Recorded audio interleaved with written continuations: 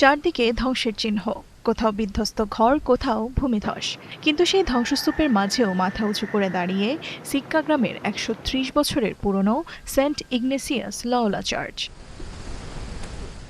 ১৫ August ৭.৭ মাত্রার ভূমিকম্পে কেঁপে ওঠে ইন্দোনেশিয়ার ফ্লোরেস দ্বীপ। এরপরও হয়েছে অসংখ্য শক্তিশালী আফটারশক। প্রাণ গেছে বহু মানুষের, ক্ষতিগ্রস্ত হয়েছে ঘরবাড়ি ও যোগাযোগ ব্যবস্থা।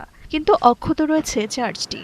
ছাদের একটি টাইলসও খসে পড়েনি, কাঠের বিমগুলো রয়েছে আগের মতোই। ভেতরের বেদি আর ছাদ সবকিছুই যেন সময়কে থামিয়ে দিয়েছে। ১৯৯২ সালের ১২ ডিসেম্বরের ভূমিকম্প ছিল আরও ভয়াবহ।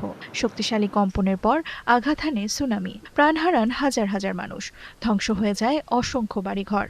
Kalau kita berbicara soal gempa, ১৯৯২ সালের ভূমিকম্পটি অনেক বড় ছিল এবং এর স্থায়িত্ব অনেক বেশি ছিল। সেই সময় পুরো সিক্কা অঞ্চলের প্রায় সব ভবনই ক্ষতিগ্রস্ত হয়েছিল, কিন্তু এই চার্চের কোনো ক্ষতি হয়নি।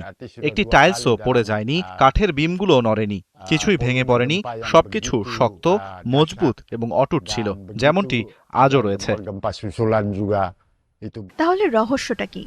কেউ বলছেন চার্চের শক্ত পাথরের ভিত্তি এর কারণ, তবে স্থানীয়দের বিশ্বাস আরও গভীর। ১৯৯২ সালে এখানে একটি সুনামিও হয়েছিল, কিন্তু আমাদের এই চার্চের কোনো ক্ষতি হয়নি। আমরা সবাই ঈশ্বরের কাছে প্রার্থনা করি।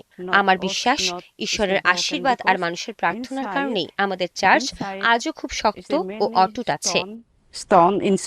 দুই ভূমিকম্প, একাধিক আফটারশক আর এক ভয়াবহ সুনামির স্মৃতি পেরিয়েও তাই দাঁড়িয়ে আছে সেই চার্চ, ধ্বংসের মাঝখানে আশার প্রতীক হয়ে। বিজ্ঞান হয়তো একদিন ব্যাখ্যা দেবে কিভাবে স্থাপনাটি টিকে গেল, কিন্তু স্থানীয়দের কাছে উত্তরটা খুব সহজ, এটা তাদের বিশ্বাসের ঘর।